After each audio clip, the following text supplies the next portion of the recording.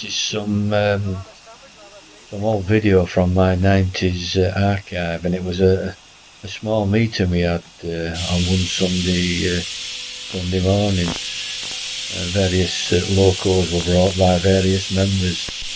There's Richard the Russell with his R4F, which was unique because it had a Giesel Ejector. I was building one exactly the same, but not with the Giesel Ejector. We're both were building at the same time, but I built mine as a pure Midland engine with the flared tender. Now here's some video of my own R4F, which I finished a couple of years after Richard's loco. And this had, as I mentioned, the flared tender and was built as a pure Midland engine. Elizabeth just now taking it for a spin round the track. I'd rather, yeah, if you don't mind. I'm just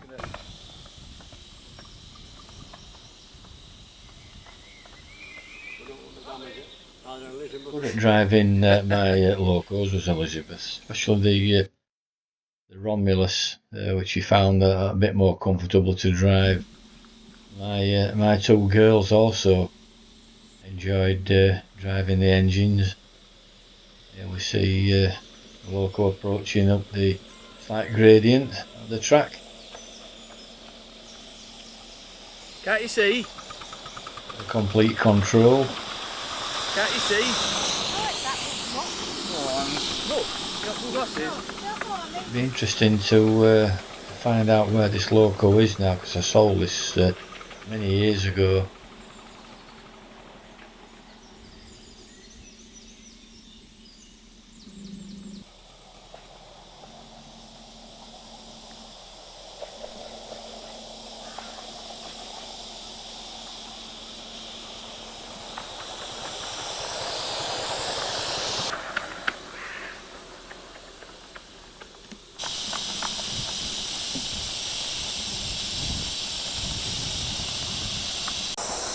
My eldest daughter driving the engine. You go around with it, come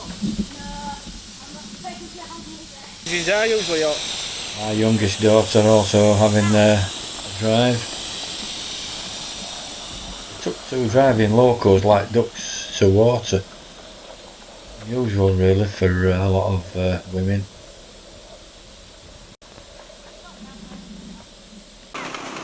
Here we see Brian Ward driving his tank engine. This model is based on a loco which was done in the model engineer in the 50s. It was a 5-inch gauge model, and it was done by J. Austin Walton, called Twin Sisters.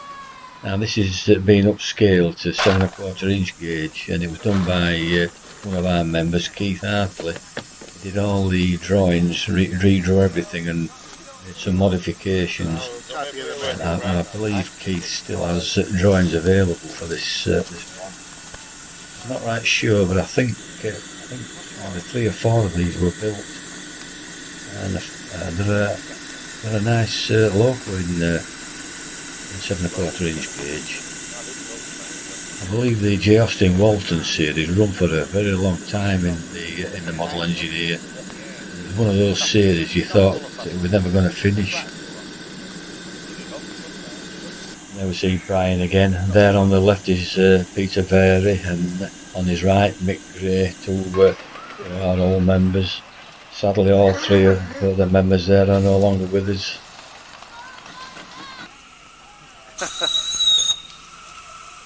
The other side of Brian is Russell with his 7¼ inch gauge Tich. You see Russell again. This Tich was built by one of our members, Keith Parkinson.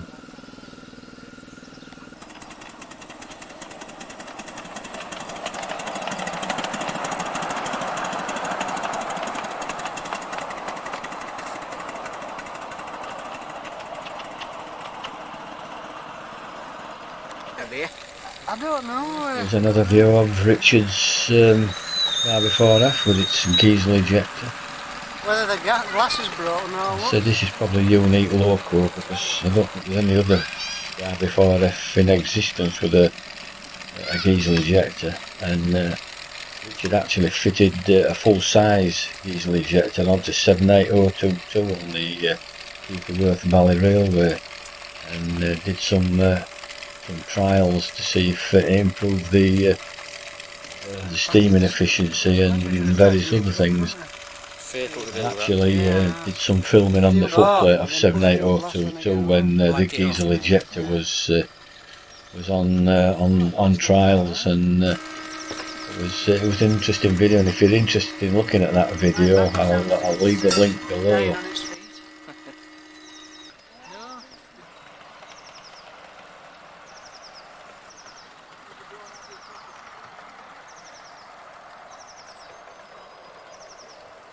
We see Russell driving his Tich. It's just a bit of a start of a gradient at this point, and it can get a bit slippery in this kind of weather when the leaves are falling on the track.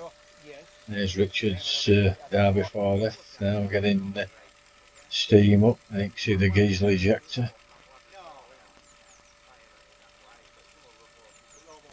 We've got Peter Vary on the left, Mick Gray in the middle, and Teddy Brook in the blue boiler suit on the right.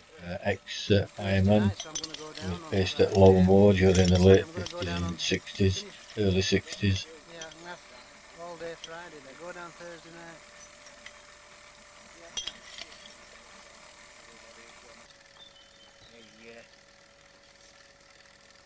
Shouldn't take pictures, Harold. Might use that in evidence. Yeah, Peter Vary with the glasses on, examining Richard's loco. Peter was our club boiler inspector.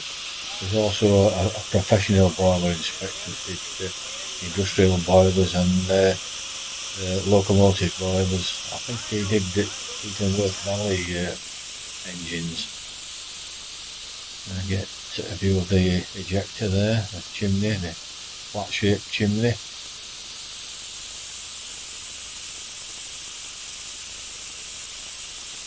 Getting ready for a run now.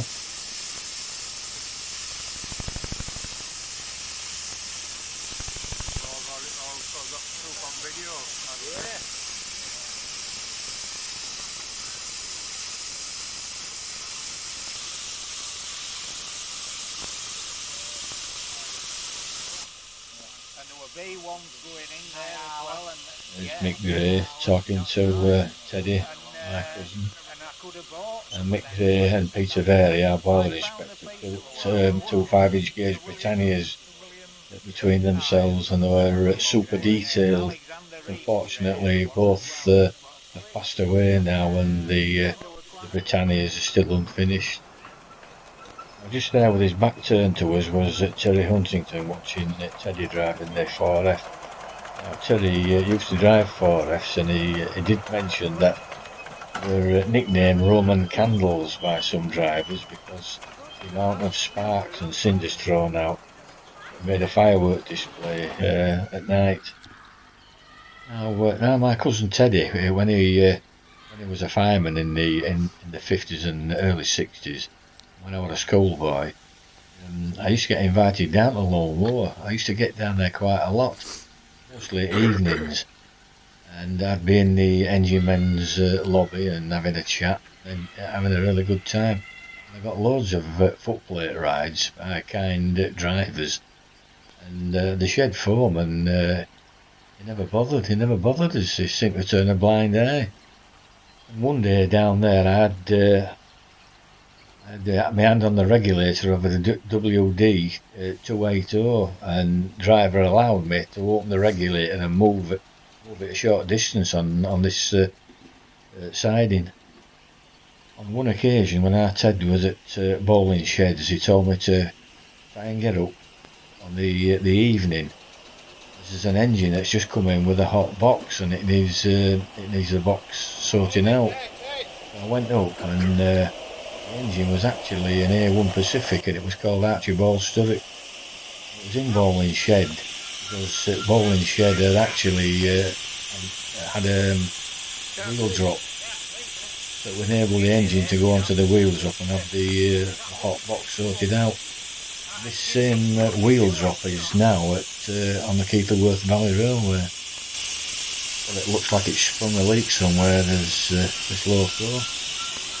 Probably a joint come undone. They're just approaching is one of our members, Keith Parkinson, on his electric loco. Keith also built a nice 7 1/4 inch gauge Hunslet, which he called Pandora.